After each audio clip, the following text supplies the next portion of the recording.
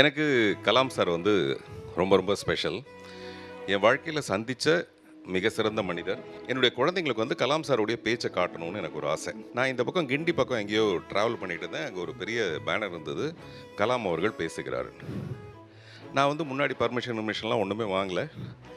நான் பாட்டில் வெறும் குழந்தைங்கள கூட்டிகிட்டு போய் குழந்தைங்களுக்கு தெரியல அவரை பற்றி. காட்டிடலான்னு சொல்லிட்டு நேராக கூட்டிகிட்டு போயிட்டேன். நான் போய் அங்கே ஒரு ஓரமாக நிற்கும்போது என்ன ஆயிடுச்சுன்னா, அவருடைய பேச்சு முடிஞ்சு அவர் இறங்கி போகிற ஒரு தருணம். அவர் அப்படி கடந்து போனார். நான் வணக்கம் வச்சேன். அவர் கவனிக்கல என்ன, போயிட்டார். பின்னாடியே பிரசாத் வந்தார். அவருடைய பிஏ வந்தார். என்னை பார்த்துட்டு, சார் நீங்கள் சார் பார்க்கலையா? சார் உங்களை பார்க்கலையா? நான் அவரை பார்த்தேங்க. அவர் என்னை பார்க்கணுன்னு அவசியம் இல்லை. ஐயோ என்ன சார் அது அப்படின்னு சொல்லிட்டு விறுவிறுன்னு போனார். போனால் கார் அது ஒரு பெரிய ஒரு 4-5 வண்டி இருக்கும் இல்லையா, எல்லாம் கிளம்பி போயிடுச்சு. பிரசாத் வந்து என்னுடைய நம்பரை வாங்கிட்டு போனார். ஓகே. ஒரு 10 நாள் 15 நாள் கழித்து நான் எப்போவுமே என்னுடைய ஆஃபீஸில் டிஸ்கஷன் அப்போ என்ன பண்ணுவேன்னா, காலையில் 9 மணிக்கு உள்ளே போனோம்னா லாக் பண்ணிவிட்டு ஃபோனெல்லாம் வந்து அப்போ வந்து லேண்ட்லைன் தான், மொபைல் கிடையாது. ஃபோனெல்லாம் வந்ததுன்னா நீங்கள் என்னை கனெக்ட் பண்ணக்கூடாதுன்னு சொல்லிட்டு போய் உட்காந்துருவேன். மதியானம் மறுபடியும் 1 மணிக்கு நான் வருவேன். 1 மணிக்கு வரும்போது அந்த ஆஃபீஸ் பாய் வந்து சொல்கிறாப்புல, சார் உங்களுக்கு ஒரு 4 தடவை ஃபோன் வந்தது சார். யாருப்பா அது? கலாம்னு யாரோ பேசினார் சார்.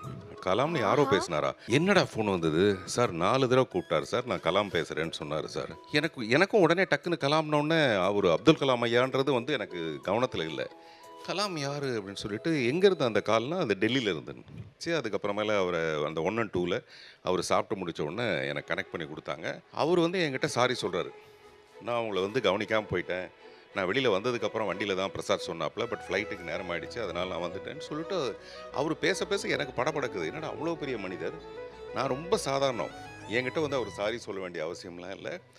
அப்படியான அந்த ஒரு 20 நிமிஷம் நான் அவரோட பேசுகிறதுக்கான ஒரு வாய்ப்பு கிடைச்சிது. அங்கே தொடங்கின அந்த நட்பு வந்து ஒரு எபிசோடாக சொல்கிறேன். அடுத்த எபிசோடில் இன்னும் இன்ட்ரெஸ்டிங்கான விஷயங்கள் நிறைய அவரை பற்றி